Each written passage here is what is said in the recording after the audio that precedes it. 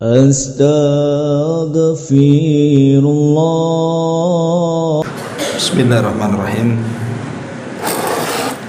Assalamualaikum warahmatullahi wabarakatuh. Alhamdulillah wassalatu wassalamu ala Rasulillah wa ala alihi wa sahbihi wa mawalah wa la hawla wa la quwata illa billahi wa ba'd. Alhamdulillah, segala puja dan puji hanya milik Allah subhanahu wa ta'ala. Salawat dan juga salam kita hadiahkan kepada Rasul kita Nabi besar Muhammad sallallahu alaihi wa ala alihi wasallam.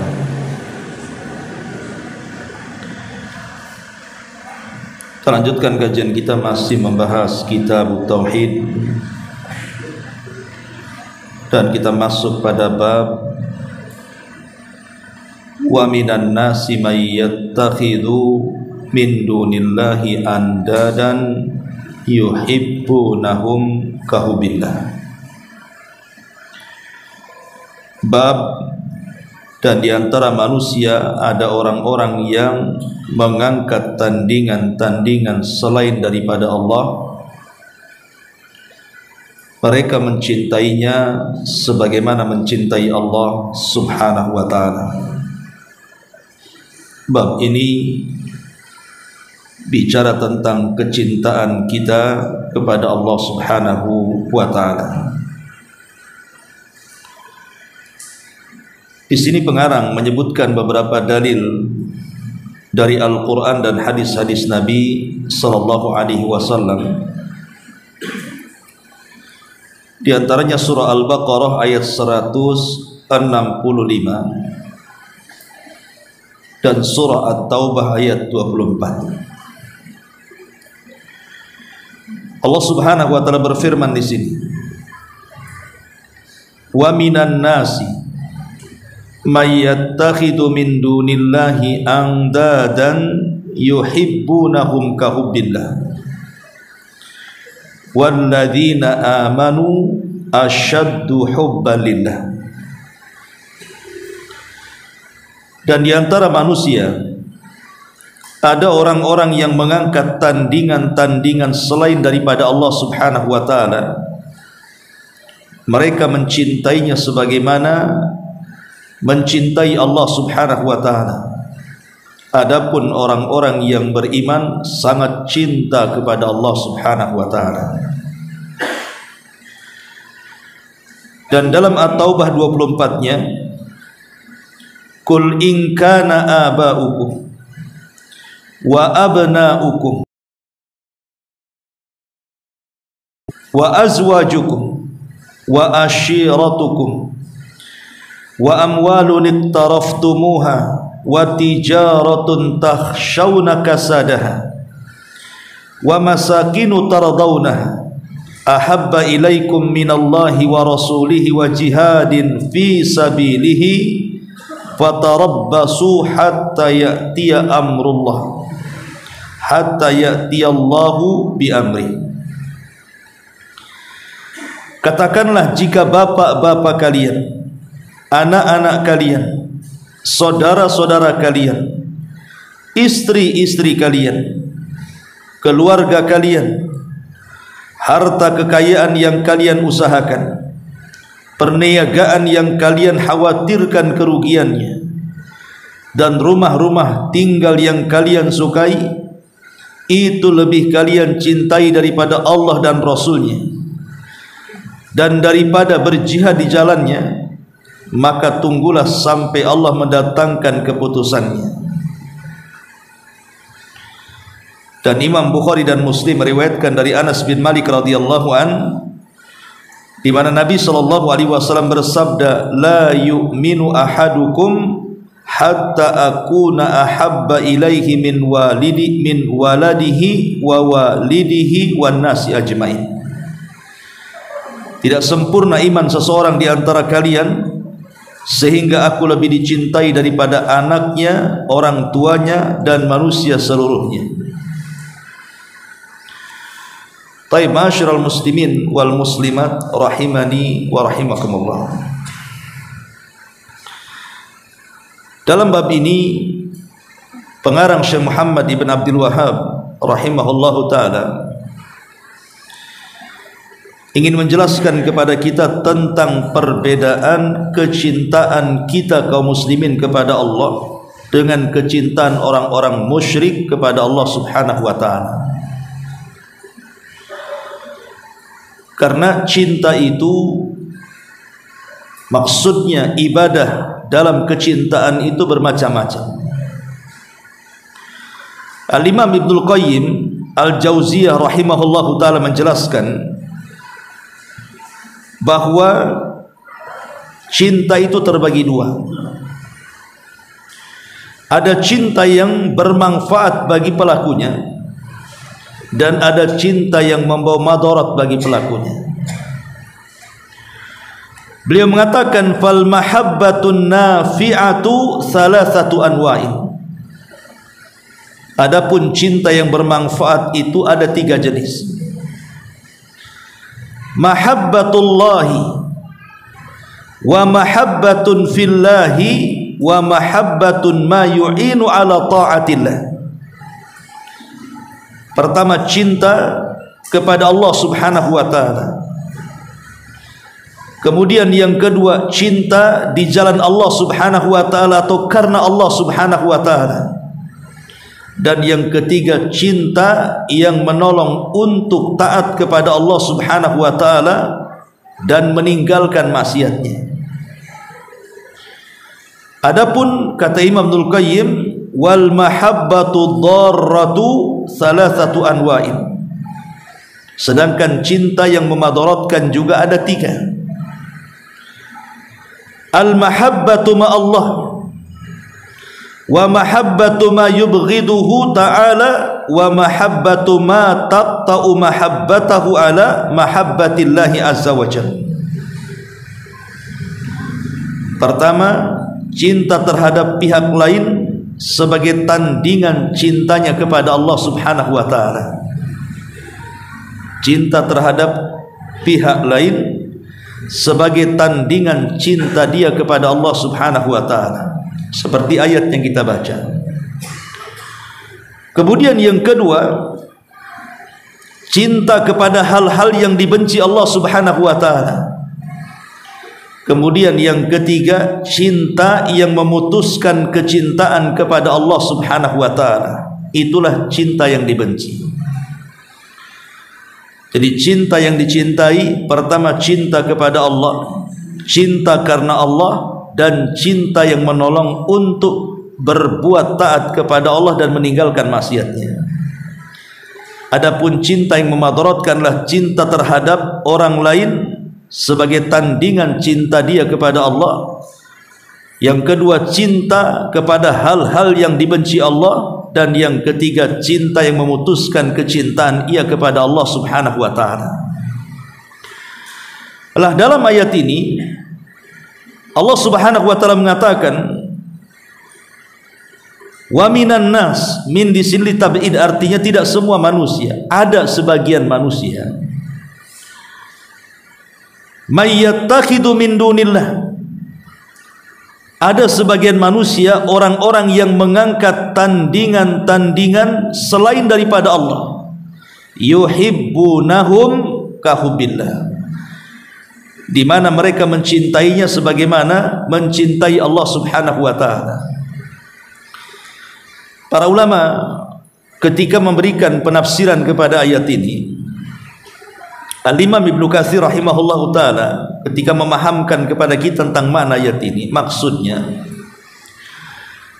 orang-orang musyrik di zaman Nabi SAW, mereka juga sangat mencintai Allah Subhanahu wa ta'ala. Tapi pada waktu yang sama mereka pun mencintai tandingan-tandingan selain Allah, sama kecintaannya seperti cintanya mereka kepada Allah. Jadi dalam satu waktu mereka cinta kepada Allah, di waktu yang sama cinta kepada selain Allah. Itu makna may yattakhidhu min dunillahi andadan yuhibbunahum ka hubbillah.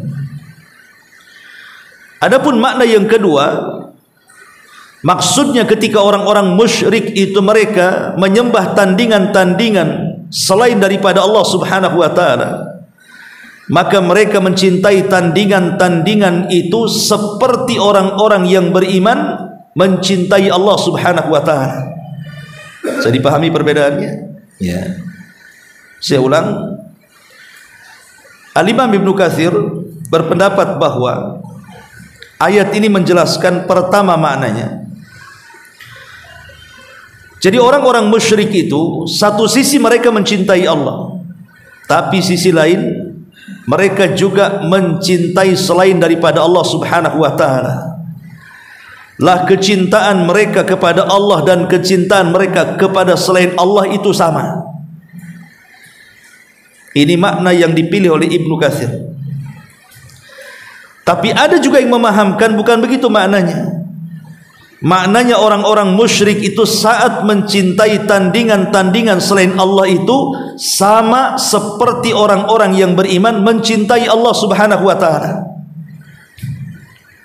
Dan dua-duanya sama saja, intinya bahwa orang-orang musyrik itu tidak mencintai Allah, titik di situ intinya. Dan sebenarnya juga ketika orang-orang musyrik itu mencintai selain daripada Allah Subhanahu wa taala, sebenarnya cinta mereka itu tidak sepenuhnya. Karena nanti pada hari kiamat yang disebutkan dalam surah Asy-Syu'ara ayat 97, orang-orang musyrik itu berkata, "Tallahi in kunna fi dhalalim mubin idh nusawwikum bi rabbil alamin." Demi Allah, dahulu kami benar-benar dalam kesesatan yang nyata, karena kami dahulu ketika di dunia menyamakan kalian berhala-berhala dengan Allah Rabb semesta alam. Jadi mereka orang-orang musyrik di akhirat akan menyesali perbuatan mereka. Tapi kecintaan orang-orang yang beriman, walladzina amanu asyaddu hubbalillah. Adapun orang-orang yang beriman amat sangat sayang dan cinta kepada Allah Subhanahu wa taala. Tidak ada kecintaan kepada Allah melebihi kecintaan orang-orang yang beriman kepada Allah Subhanahu wa taala. Ma'asyiral muslimin yang dimuliakan Allah Azza wa Jalla, baik kita kembangkan bab ini. Pertanyaan pun muncul. Kenapa kita harus mencintai Allah Subhanahu wa taala? Kenapa kita harus mencintai Allah Subhanahu wa taala? Ma'asyiral muslimin, pertanyaan ini tentu harus dijawab. Kenapa saya, Anda atau siapapun yang mendengarkan kajian ini harus cinta kepada Allah Subhanahu wa taala? Ya, karena Allah telah menciptakan kita.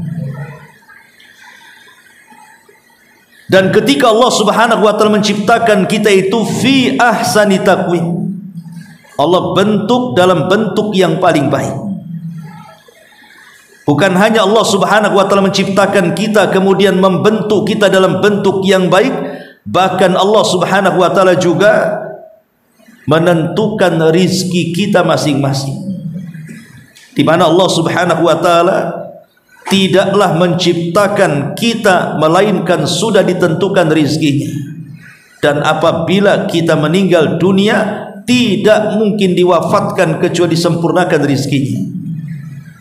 Itulah kenapa kita mencintai Allah Subhanahu wa taala. Bahkan Allah Subhanahu wa taala telah memuliakan kita semuanya.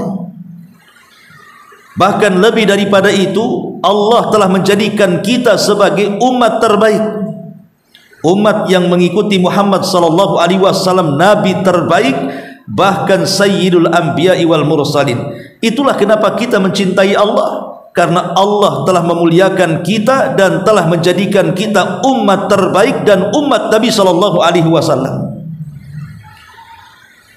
Bahkan Allah Subhanahu wa taala telah menurunkan kepada kita kitab terbaik, telah mengutus kepada kita rasul terbaik, dan juga telah mensyariatkan kepada kita syariat terbaik. Makanya kita sangat cinta dengan Allah Subhanahu wa taala.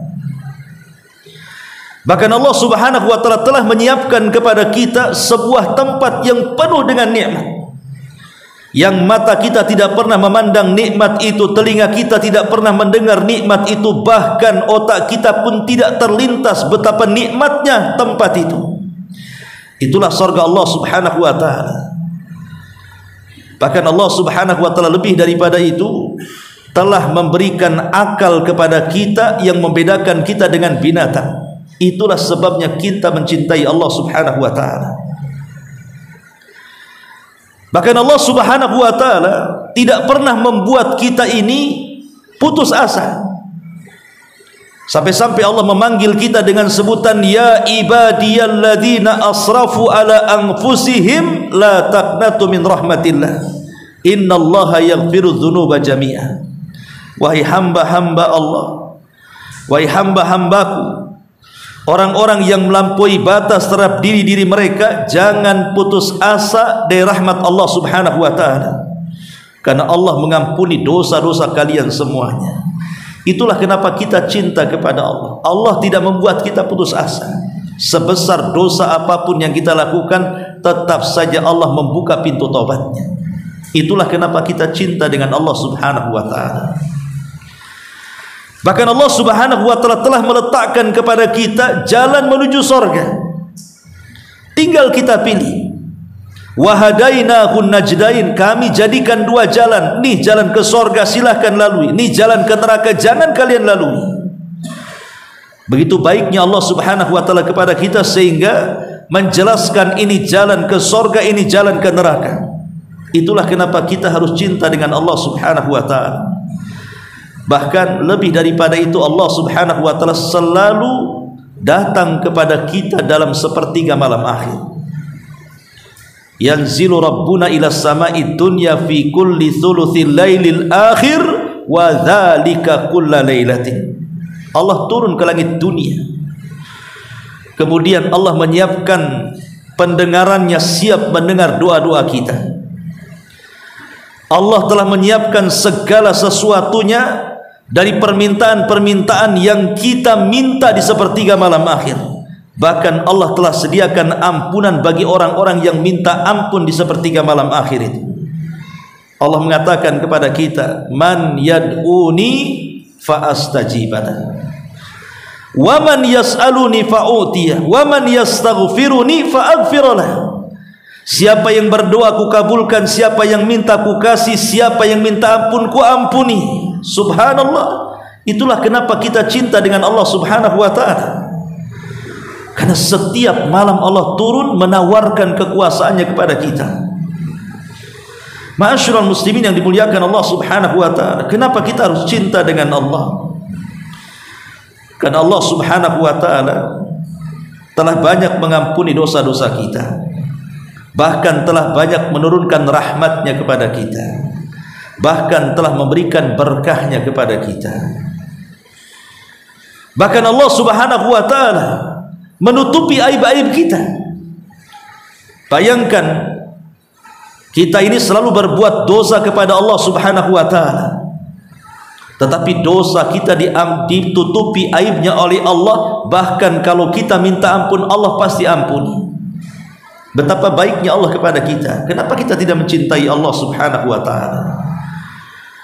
Belum lagi Allah Subhanahu wa taala banyak memberikan nikmat kepada kita. Wa in ta'uddu nikmatallah la tuhsuha. Kalau kalian hendak menghitung nikmat Allah, niscaya kalian tidak sanggup untuk menghitungnya.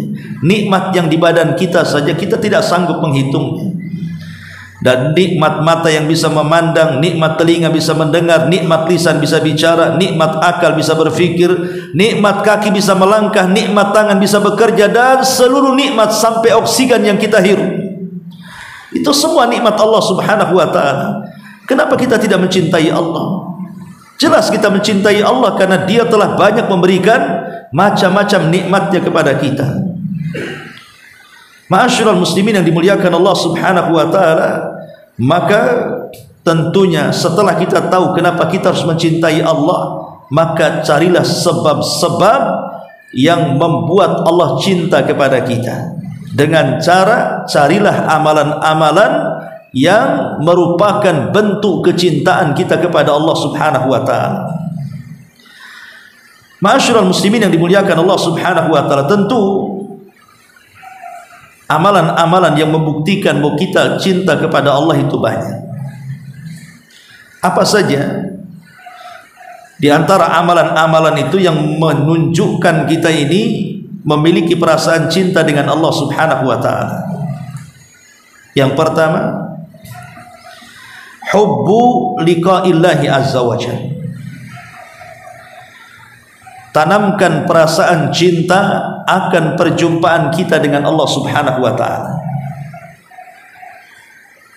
Perjumpaan kita dengan Allah Subhanahu wa taala itu ada di 4 tempat. 2 di dunia dan 2 di akhirat. Adapun di dunia saat kita salat, itulah perjumpaan kita dengan Allah Subhanahu wa taala. Karena ketika Allah Subhanahu wa taala berfirman bahwa salat itu berat kecuali bagi orang-orang yang khusyuk, maka Allah menyebutkan siapa orang yang khusyuk, alladzina yadhunnuna annahum mulaqu rabbihim. Orang-orang yang yakin saat salatnya dia berjumpa dengan Allah.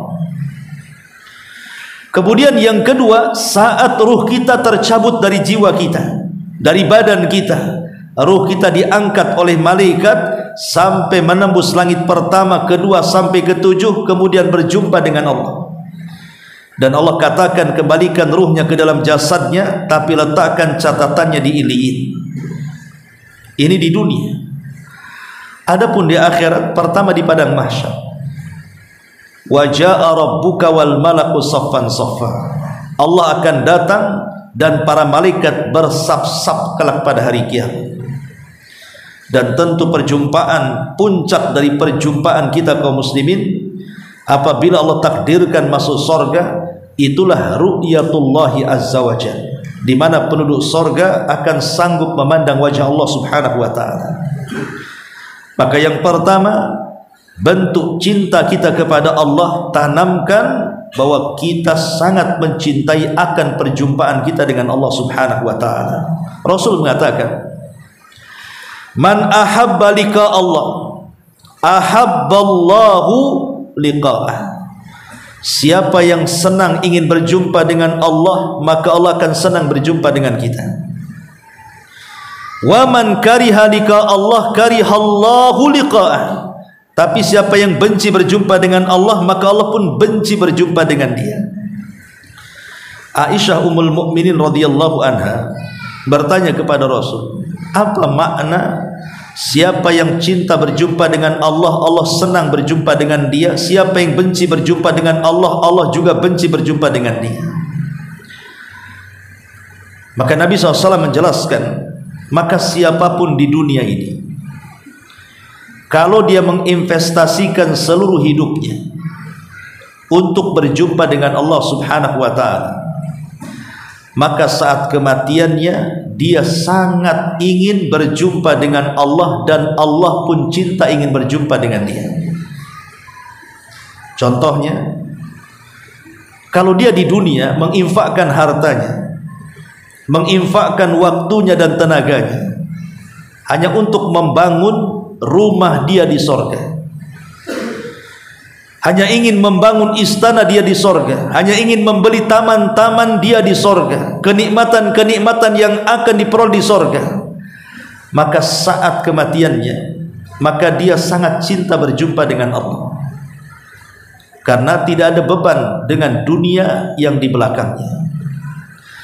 Tapi kalau seandainya seluruh kehidupannya ditanamkan di dunia, dia bangun rumah di dunia, dia beli tanah di dunia, dia kumpulkan kekayaan di dunia, dan dia tidak pernah menginvestasikan untuk akhiratnya, maka saat kematiannya, maka dia akan benci berjumpa dengan Allah.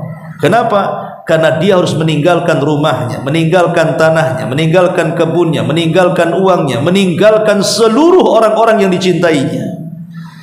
Maka dia pun berjumpa dengan, maka dia saat berjumpa dengan Allah, dia pun benci berjumpa, dan Allah pun sangat benci dengan dia.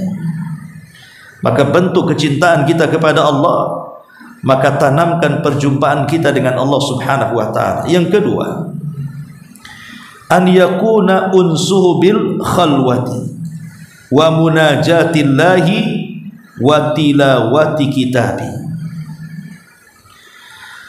Hendaklah unsuhu bil khulwah, ketika kita ini mengaku cinta dengan Allah Subhanahu wa ta'ala, maka gunakan waktu-waktu untuk berkhalwat dengan Allah, bermunajat kepada Allah dan membaca kalam-kalam Allah Subhanahu wa ta'ala.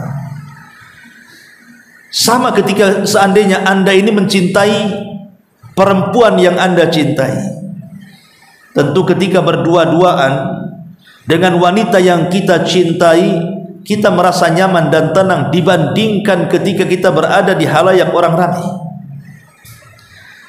Kalau kita bisa menanamkan kecintaan kepada manusia dan senang berkhalwat dengan manusia, orang yang kita cintai, kenapa kita tidak bisa berkhalwat dengan Allah Subhanahu wa ta'ala? Kapan berkhalwat kita dengan Allah Subhanahu wa ta'ala? Ambil waktu-waktu yang memang Allah Subhanahu wa ta'ala datang kepada kita. Kapan Allah datang kepada kita? Sepertiga malam akhir. Itu sengaja Allah datang kepada kita, kan? Bahkan Allah Subhanahu wa ta'ala datang kepada kita di sepertiga malam akhir itu bukan sebulan sekali, setahun sekali, setiap malam Dia datang kepada kita, mengundang kita berjumpa dengan Allah Subhanahu wa ta'ala, tapi yang diundangnya tidak tertarik untuk berjumpa dengan Allah. Coba kalau seandainya, sering saya analogikan, kalau antum ini salah satu staf dari wali kota atau bupati, kemudian Pak Bupati nelpon kita, saya naik pesawat dari Jakarta sampai di Batam jam 3 malam, tolong jemput. Saya yakin antum pasti akan menjemput. Mulai dari persiapan pakaiannya rapi, kemudian mobilnya juga dicuci bersih, kemudian harum sekali. Bahkan antum tidak akan tidur, takut ketiduran, bahkan akan sampai di bandara boleh jadi 2 jam sebelum kedatangan. Itu kepada makhluk. Kenapa bisa diagungkan padahal hanya setakat wali kota ataupun gubernur? Ini Allah Subhanahu wa ta'ala yang menciptakan wali kota dan gubernur. Hari-hari datang kepada kita, mengundang kita di sepertiga malam, tapi sekali lagi yang diundang tidak tertarik. Banyak orang yang kemudian mengindahkan undangan itu dan lalai dan malas untuk hadir dalam undangan Allah Azza wa Jalla. Maka bentuk cinta kita kepada Allah, luangkan waktu berkhalwat dengan Allah Subhanahu wa ta'ala. Kemudian yang ketiga, as-sabru ala ta'ati was-sabru ala al-makarihi. Bentuk cinta kita kepada Allah Subhanahu wa ta'ala ketika kita bisa menanamkan kesabaran dalam ketaatan. Sabar itu ada 3 jenis. Sabar ketika kita melaksanakan ketaatan, sabar ketika kita menjauhi kemaksiatan, dan sabar dikala menghadapi qada dan qadar. Dan kesabaran yang paling tinggi adalah sabar ketika melaksanakan ketaatan. Orang kalau tidak sabar, antum tidak mungkin datang ke majelis ilmu. Antum kalau tidak sabar, tidak mungkin juga melaksanakan sholat maghrib berjamaah. Begitu juga orang kalau tidak sabar untuk tidak maksiat, pasti dia maksiat. Begitu juga ketika menghadapi qada dan qadar, kalau tidak sabar pasti tasakhut. Lisan kita ini akan mengemukakan sesuatu yang menunjukkan penolakan kita kepada takdir Allah Subhanahu wa ta'ala. Tapi orang yang sabar pasti dia akan istiqomah, tidak akan senantiasa melaksanakan ketaatan, tidak akan melakukan kemaksiatan, dan redha dengan qada dan qadar Allah Subhanahu wa ta'ala. Dan itu bentuk kecintaan kita kepada Allah dengan cara kita mencintai Allah dengan kesabaran, menjauhi maksiat kepada Allah dengan kesabaran, dan menghadapi qada dan qadar dengan kesabaran.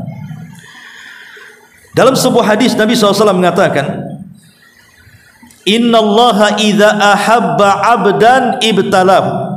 Allah itu kalau suka dengan seorang hamba, pasti Allah uji hamba itu. Kemudian Nabi SAW mengatakan, in radiya falahu ridha wa in sakhita falahu sukhtu. Kalau hamba itu redha dengan ujian Allah, maka Allah senang dengan dia. Tapi kalau hamba itu tidak redha, tidak suka, tidak senang hati dengan ujian itu, maka Allah pun murka kepadanya.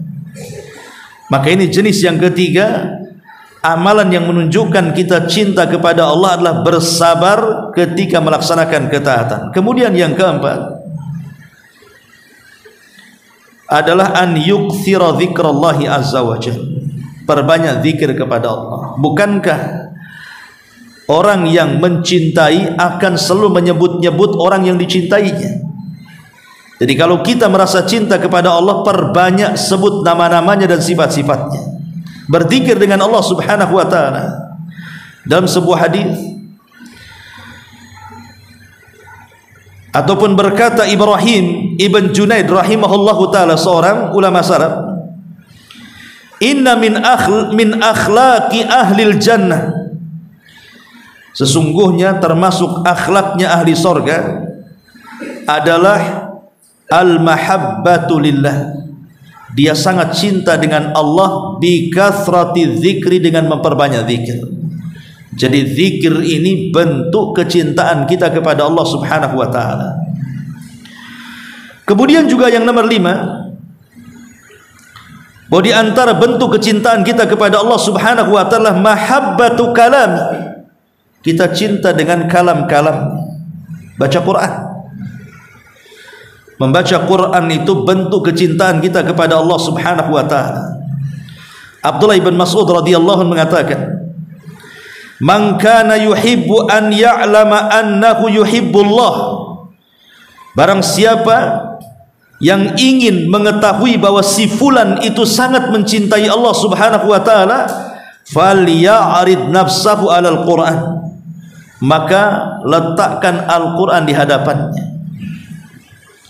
Fa in ahabbal Quran fahuwa yuhibbullah, kalau dia cinta dengan Quran, dengan membacanya, mempelajarinya, mengamalkannya, berarti dia memang cinta dengan Allah. Fa innamal Qur'anu kalamullah, karena Quran itu adalah kalamullah. Kemudian Sufyan ibn Uyainah mengatakan, wallahi la tablughu dirwata hadal amri hatta la yakunu syai'un ahabba ilaikum minallah, wa man ahabbal Qur'ana faqad ahabballahi azza wa jalla. Kata Sufyan ats-Tsauri, Sufyan ibn Uyainah mengatakan di ujung perkataannya, wa man ahabbal Qur'an, siapa yang mencintai Al-Quran, faqad ahabballah, maka dia telah mencintai Allah subhanahu wa ta'ala. Maka cintai Al-Quran.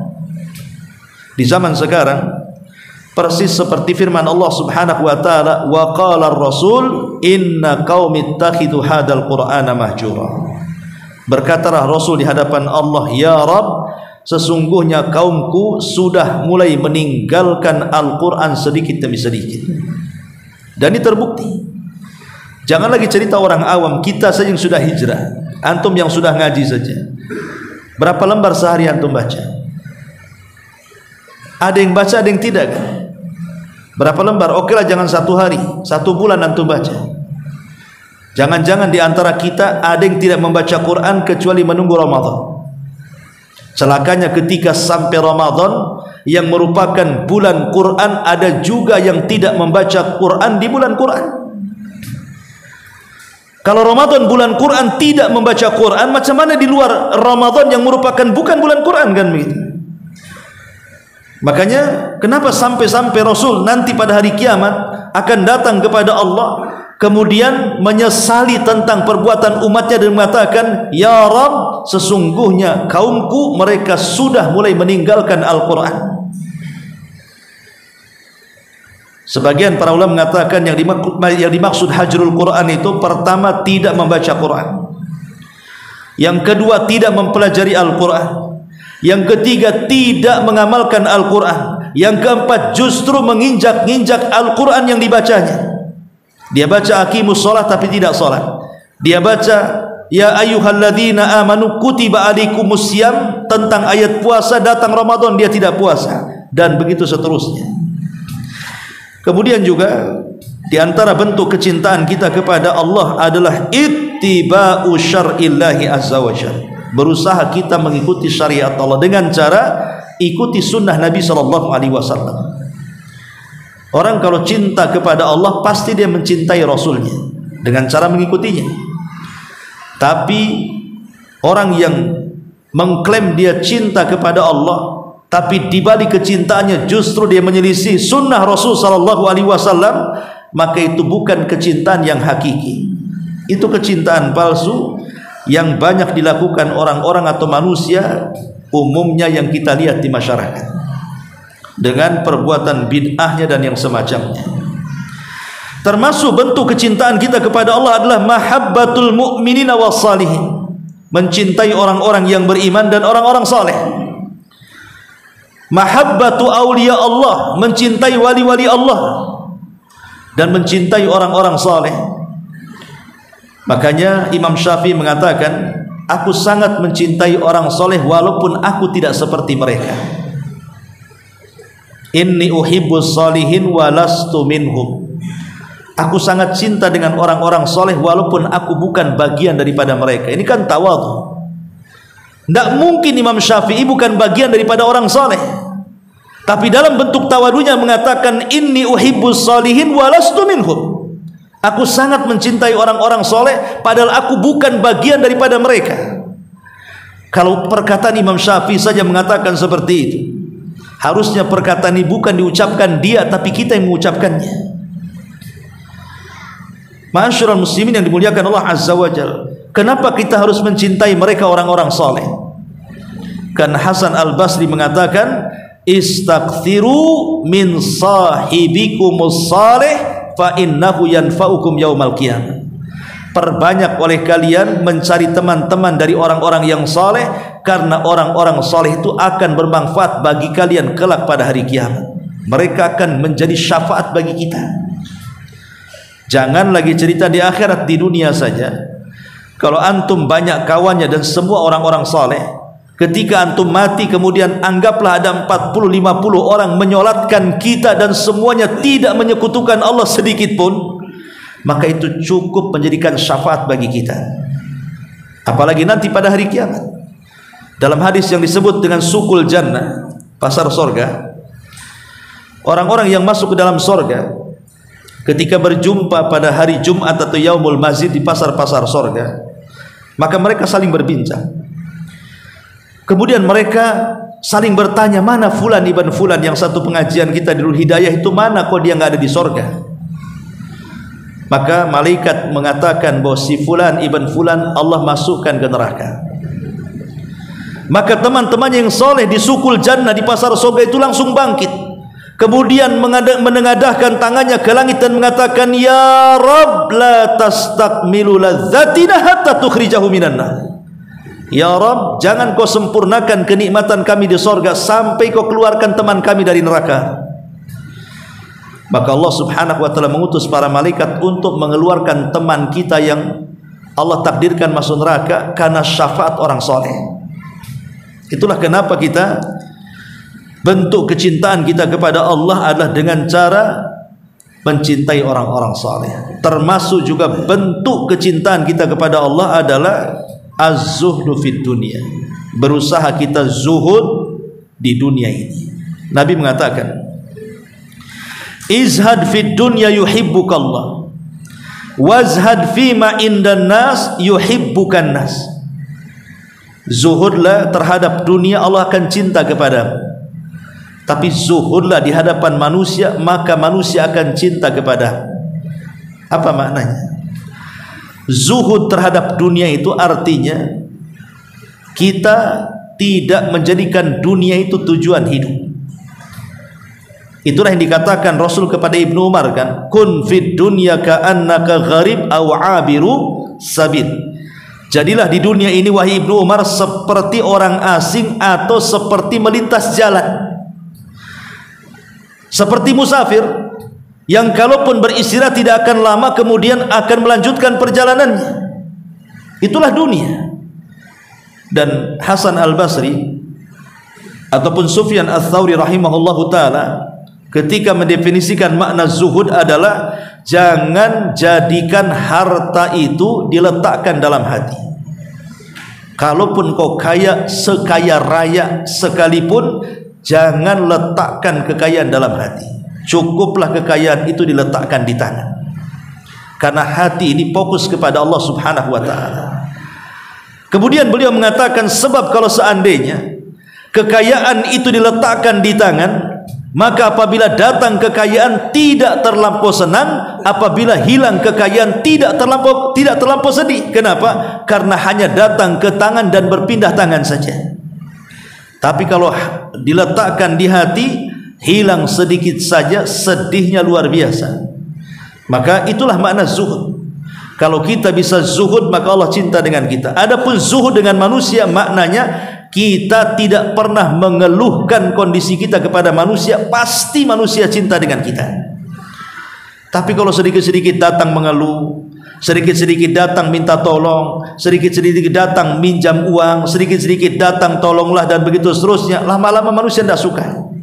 Nengok dia datang saja, ada apa ini? Dah was-was kita kan. Ngapain dia datang nih? Dah gak suka duluan nih. Kalau tidak pinjam uang pasti ngeluh. Kalau tidak ngeluh pasti macam-macam orang ini. Maka orang yang zuhud menahan lisannya seolah-olah tidak berhajat kepada manusia, walaupun boleh jadi dia orang yang paling miskin sekalipun, maka dia pasti akan dicintai manusia. Kenapa? Karena manusia suka kepada orang yang tidak pernah merepotkannya. Ma'asyiral muslimin yang dimuliakan Allah Azza wa Jalla, ini juga diantara bentuk kecintaan kita kepada Allah adalah tanamkan zuhud. Kemudian perbanyak amalan-amalan sunnah. Dalam hadis qudsi Allah Subhanahu wa taala berfirman, "Wa ma yazalu 'abdi yataqarrabu ilayya bin nawafil hatta uhibbahu." Ketika seorang hamba senantiasa mendekatkan aku dengan memperbanyak yang sunnah-sunnah, maka lama-lama aku akan sayang dan cinta dengan dia. Maka jangan cukupkan yang wajib, maka tambah juga yang sunnah. Jangan cukupkan solat wajib, ada juga solat-solat sunnahnya. Jangan cukupkan puasa Ramadan, ada juga puasa sunnahnya. Jangan cukupkan dengan zakat, ada juga sedekahnya. Jangan cukupkan dengan haji, ada juga umrohnya, dan begitu seterusnya. Jadi lakukan juga yang sunnah-sunnah. Termasuk juga bentuk cinta kita kepada Allah adalah al-hub wat tazawur wat tabadul wat tanasuhu fillahi azza wa jalla. Saling mencintai, saling menziarahi, saling memberi, dan saling menasihati, itu semua dilakukan karena Allah Subhanahu wa taala. Dalam sebuah hadis Nabi SAW meriwayatkan sebuah hadis qudsi. Allah Subhanahu wa taala berfirman, haqqat mahabbati limutahabbaini fiyya wa haqqat mahabbati lil mutazawaraini fiyya wa haqqat mahabbati limutabadilaini fiyya wa haqqat mahabbati lil mutawassalaini fiyya, rawahu Ahmad. Allah berfirman, maka seseorang akan mendapatkan kecintaan dariku, kata Allah, ketika orang itu saling mencintai karena aku. Dan ada orang yang pasti mendapatkan kecintaan aku, kata Allah, ketika dia saling menziarahi karena aku. Dan ada orang yang pasti mendapatkan kecintaanku kepadanya bagi orang yang saling memberi karena aku, dan ada orang yang pasti mendapatkan kecintaanku kepadanya bagi orang yang saling menziarahi, berhubungan karena aku. Maka inilah diantara amalan-amalan yang menunjukkan bentuk kita kepada cinta kita kepada Allah, dan banyak lagi. Intinya bahwa carilah kecintaan kita kepada Allah Subhanahu wa taala agar Allah Subhanahu wa taala mencintai kita. Karena ada dua perkara. Kalau Allah Subhanahu wa taala sampai mencintai kita, pertama disebutkan dalam hadis Nabi, innallaha idza ahabba 'abdan nadahu Jibril. Allah itu kalau senang dengan kita, maka Allah akan panggil malaikat Jibril. Kemudian Allah akan katakan kepada Jibril, ya Jibril, inni uhibbu fulanan. Wahai Jibril, aku suka lo dengan si fulan itu. Fa ahibbahu, kau harus suka juga dengan dia. Maka Jibril pun akhirnya menyukai orang yang Allah sukai. Cukup sampai di sini? Tidak. Jibril akan berteriak kepada seluruh malaikat, Kata Jibril, ya malaikat Allah, innallaha yuhibbu fulanan fa'ahibbuhu. Hei malaikat-malaikat Allah, dimanapun kalian berada, Allah sudah cinta dengan si fulan, maka kalian wajib cinta dengan si fulan. Maka semua malaikat mencintai orang yang Jibril cintai karena kecintaan Allah kepadanya. Bayangkan, kalau Allah cinta dengan kita karena kita cinta dengan Allah, maka Jibril akan cinta dengan kita. Bahkan semua para malaikat akan cinta dengan kita. Cukup sampai di sini? Tidak. Kata Rasul, apabila Jibril sudah cinta, apabila semua malaikat sudah cinta, maka Allah akan tanamkan kecintaan ini kepada seluruh penduduk yang ada di bumi untuk mencintai kita. Lihat, dua faedah. Pertama, Allah tanamkan kepada para malaikat agar cinta dengan kita. Yang kedua, Allah tanamkan penduduk bumi agar cinta dengan kita. Apa faedah keduanya? Adapun kecintaan malaikat kepada kita, ikhwan, yang mencatat amalan kita siapa kalau bukan malaikat? Pasti kalau malaikat cinta dengan kita, dia tidak akan mencatat kecuali kebaikan. Adapun penduduk bumi, lalu apa manfaatnya penduduk bumi cinta kepada kita? Karena ada sebuah hadis, ketika ada dua jenazah yang lewat, yang satu dicaci, yang satu dipuji. Adapun yang dicaci, kata Rasul, pasti dia masuk neraka. Adapun yang dipuji, pasti dia masuk surga. Itulah pujian manusia kepada kita, menjadikan wasilah kita masuk surga, kan? Dan itu tidak lain dan bukan karena kecintaan Allah kepada kita. Kemudian yang kedua, karena sudah isya, di mana kalau Allah sudah cinta dengan kita, maka Allah akan menjadi penglihatan kita, pendengaran kita, kaki kita, tangan kita. Dan apabila kita meminta, pasti akan diberi. Dan apabila kita meminta perlindungan, pasti Allah lindungi. Dan itu berdasarkan hadis kursi yang kita baca. Subhanakallahumma bihamdika, asyhadu an la ilaha illa anta, astaghfiruka wa atubu ilaik. Allahu ta'ala alam. Assalamualaikum warahmatullahi wabarakatuh.